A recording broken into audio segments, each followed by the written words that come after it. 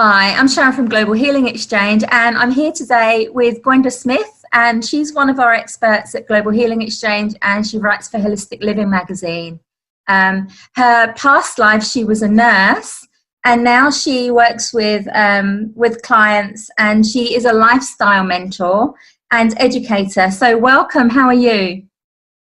Hi Sharon, I'm awesomely good today. Thank you very much. And yourself? I'm very good, thank you. It looks gorgeous where you are. We're in different parts of Australia. So I'm in Sydney and you're in Perth, I believe. So different. I am. I've obviously been out in the sun a lot, and you obviously haven't been out in the sun so much. Different parts of Australia, different colour. That's right. You never know what you're going to be looking at. We're like the rainbow, really. Well, that's true. Okay, so we're going to be talking about your article, which was on preventative health. And, preventative healthcare is so important because when we really start looking after ourselves before we get sick, we're less likely to get sick. So that's one of the reasons I bought this magazine out, because we all know what we need to do, but we don't always implement it. And sometimes it's really easy, or it's really good to actually just reiterate what we need to do. And you've got some really key points in your article that I'd love to talk about. You've got some really good tips here to help people to implement into their daily health routine for preventative healthcare. And you were talking about, one thing that we all do before we go out the house is lock the doors. And another thing is when we're crossing the road, we always look left and right, and so we're not getting run over. And these are preventative things that we put into our life on a daily basis without thinking about, and protects us and keeps us safe. And preventative health is the same kind of thing. So I would love you to talk more about your article, and we can go on from there. But you said something really, really important to me in the article. And you were talking, I read what you said. You said to be living in a reactive way means that the systems of your body are continually inflamed with high levels of toxicity and are constantly stressed. The reason for that is the damage or effect on the organs has already occurred before you have sought ways to restore and rejuvenate the mind or the body. And I think this is really important. So from a nurse's perspective, would you be able to talk about how that affects our body, how stress affects our body? And then we can go into the steps that you've taken, or you've said to take, to actually help prevent, getting sick in the future, and looking at a holistic health way of dealing with this.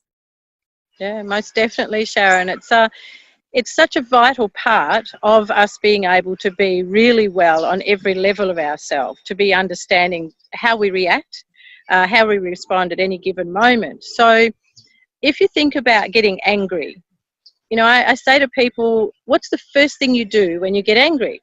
And some people will say, well, I shout, maybe I kick something. I say, yes, you do those things, but that's not actually the very first thing you do. The very first thing you do is stop breathing. You actually hold your breath in the first 5, maybe 10 seconds. Now, in that moment, because you have a surge of emotion that is anger, you've now held your breath, your heart has gone into constriction, your large bowel constricts and spasms, you have your eyes dilate and constrict very quickly. So the blood pressure throughout your body is affected immediately. That then creates an on-flow effect to every single cell of your body without you even being aware. And now the cells, instead of them vibrating the way that they do in a little circle all happy, if you can imagine them being fried, being a bit frazzled, and that then stays until you calm. But just imagine that you've gotten really cranky about something, and then you think you've calmed down, but you go out on the road and somebody cuts you off, or you're late for what you're doing, and you have another surge of being angry. The cells are already in trouble. You've had a big burst of cortisol and a big burst of adrenaline. These two hormones are necessary for us in flight and fight and so forth. But they're also extremely dangerous when they are continually sent out into the body and you don't do anything because you don't know how to take them down and how to help the body release them. because otherwise they stay in the cells and they start to degenerate cells. They start to create huge inflammation and toxicity in your major organs. So if you have a day of having outbursts of anger, then you have got no end of trouble going on at a cellular level within yourself. And it just ends up being more anxiety, more overwhelm, more not being able to sleep. Weight. You can put weight on around your tummy and wonder why you can't get rid of it. And that's actually excess cortisol. So it's really important to understand the steps of how to live preventatively and take care of how you're reacting to everyday life. Yeah, that's so interesting. And we do that. Like, so many of us are so stressed, and we, you know, I've experienced this today. I've got back-to-back meetings all day, and if something runs late, then everything, you know, you feel that in your body. And you know, it's very, very hard to then take that time to, you know, 5 minutes of breathing or whatever will do that for us. But when we're so busy, we just don't schedule self-love time in, which is so, so important when we're looking at disease prevention. Because as you said, this cortisol that's running around, the stress hormone, you know, it's only meant to be there in short spells, short bursts, isn't it? But we have it lying in our system, and then we build up even more and build up even more each time we're stressed or angry or we have a negative emotion. And yeah, that's the kind of thing. It's the chemicals that are in our body that cause the disease half the time. That's right. That's exactly right. And how we come to be in that place is our response to situations or our response to another person's behaviour. And for me, this is such a wonderful topic, and it can funnel down into all sorts of things, because teaching people how to understand how they're responding and what their body is saying to them is really where you can change your health in 24 hours. It's incredible. Yeah, I mean, it's amazing. And that's the thing, we don't have to take pills for this. This is a complementary medicine that really helps with disease prevention. And it's something simple that we can do. So saying that, you've given us 5 simple tips that we can take. You know, most of us know that, you know, these are the tips that we can do, but I'd love you to talk about this. The first one that you spoke about was posture. So let's talk a little bit about posture and how that can help us and help our body, please. Okay, thank you. Yeah, posture's one of my favourites, and I love watching people walk.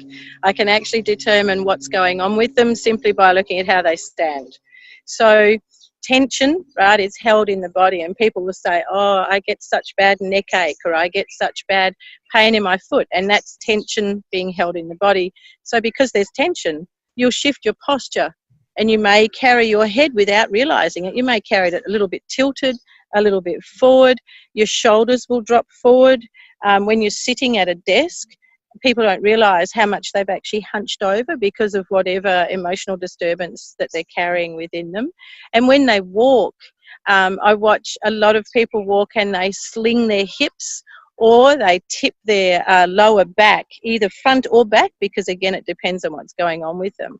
So when you hold your posture correctly, which means seeing a line going from the top of your head straight down your spine, you then allow your lungs to be able to expand properly, which means that you're getting full quality, full amount of oxygen as you breathe. That therefore means that your heart can pump, it can work properly. It also means that you are not pushing down on your vital organs, such as your liver, your spleen, and your large intestine, through your posture, because if you're slumped, you're pushing your rib cage down into the vital organs, and they just can't function properly. You can't get enough blood flow, which means you're not getting enough oxygen. Beautiful, thank you. And I mean, I've been a massage therapist for 25 years, and I know there's so many people, you know, they come in, they're stressed, they're anxious. It's all in their posture, because that's where they hold the muscles, is where they hold the tension. So yeah, that's a great point. The second point is every hour take 5 long, slow breaths. So how does that help us? The breath is the place that takes you back to the peacefulness that is innate within you. You don't have to go looking for peace outside of yourself, because you're highly unlikely to find it unless you're in a beautiful park like this. But peace comes from within, and the breath takes you there. So maybe not every hour, but my reason for drawing to an hour is to ask that people be aware of their breath, because as you go through the day, so many of us don't realise we haven't actually paid any attention to our breath. And there as well, you haven't paid any attention to your posture. So I can assure you that your breath will not be going the full length of your lungs. You'll be taking short breaths that may only go to the top of the chest. So if you take a little while to really focus on the breath calms the nervous system just like that. So taking simply 5 beautiful, long, slow breaths and really feeling the breath, not that's not taking a nice long slow breath, that's a tension breath. So really taking the time to draw that breath right in and right down and going with the flow of it, it calms the central nervous system, it slows down the firing in the nervous system and in your neural pathways, it brings immediate calm to your small intestine, your large colon, and you feel calm and peaceful. And then you can be more clear in your decisions and in whatever is bothering you. Beautiful, thank you. And the third point is begin your day with hot water and a fresh lemon juice. Yes, please. Your liver will love you, love you, love you. So hot water and fresh lemon juice, please. And I am going to say no oils. Please make it fresh juice, and you just squeeze it into the hot water. You mustn't pour hot water onto any form of citrus juice, because it kills all the vitamins and the essential nutrients that you want. So you would actually squeeze your lemon juice into the water, and then you sip that, and you sip that to awaken your liver. It helps detoxify or to cleanse the liver. And it's a lovely way to restore and reset your digestive system ready for the day. Lovely. I think I need that now. Fourth point, clear your mind. How important is it to clear your mind? Oh, how important is it, and how hard is it? The number of people that say, you've got no idea the mess that's in here. And I go, yeah, I do. I can see it from here. So clearing your mind means that you give yourself some space to be able to bring in creativity, to be able to bring in calmness, and to make decisions from a place of solid foundation. So if you want to calm your mind or clear your mind, it is no different to going through the junk mail in your emails or emptying your phone, clearing out your Facebook. If you want to look at yourself in a mechanical kind of way, that's what you would assimilate to. So you would look through your mind and think, is that really helpful to me? Is that thought, that feeling that I'm having really helpful? And is it going to take me to where I want to be? And if it isn't, it goes in the bin. And after all, a thought is nothing. It's absolutely nothing until you put emotion with it or action with it. Yeah, so true. Thank you. And your fifth and final point, choose to nurture your body with fresh food and filtered water. Oh, yes, absolutely. Fresh food, I call it high vibration food. So when I run some of my beautiful healing workshops, I talk about high vibration food. You are a vibrational being. Your cells vibrate. Science can show us that if science is your route.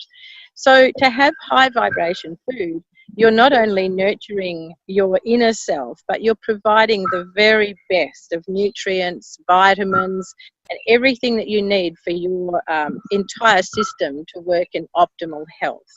And fresh food and filtered water is the way to really start your process of preventative health. If you're eating processed foods, and the number of people who say, are these crackers processed? Yes, they are.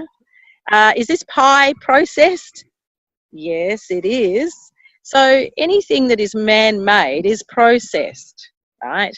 So it's not fresh, and fresh food is anything that's come from the ground, off a tree or off a vine. Unfortunately now we don't have everything that is in season. We now have foods that are not in season, and that actually means that their vibration or their high vibration is not what it should be.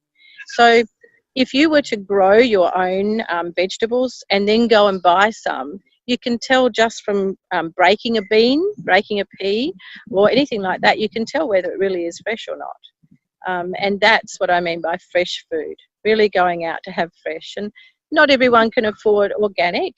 So if you're going to buy food from a market, or you're buying food, preferably not from a Woolies or a Coles or whatever, super chain shop, then you would wash that in apple cider vinegar so that you get rid of the toxins, and you try and bring back some of the vibration of that food. And why filtered water? Gee whiz, there's so many things in our water now, even down to recycled sewage water, so you really don't know what you're drinking. So to have filtered water, you're offering your body the very best again that you possibly can. And just before we go, if anyone's really feeling low in energy or have had very bad chronic fatigue maybe, give your plasma a nice boost by having some fresh coconut water. Coconut water is identical in its DNA makeup to our plasma in our blood. Oh, wow, I didn't know that. Thank you so much for educating me on this as well. It's always good to actually speak to you experts and get little tips that I don't know. You know, obviously I've been doing this a long time, but every time I speak to one of you, I get an added little extra bonus. So thank you so much for, you know, giving us an insight of why you wrote that magazine, wrote an article for the magazine. I just want to let people know that people will put a link below this video so people can know how to find you and can get to read the article as well. And we will be interviewing you again in the future. So thank you so much for being with us today, Gwenda. Thank you, Sharon. Thank you very much. It's an absolute pleasure. You're doing great work. Thank you. Thank you.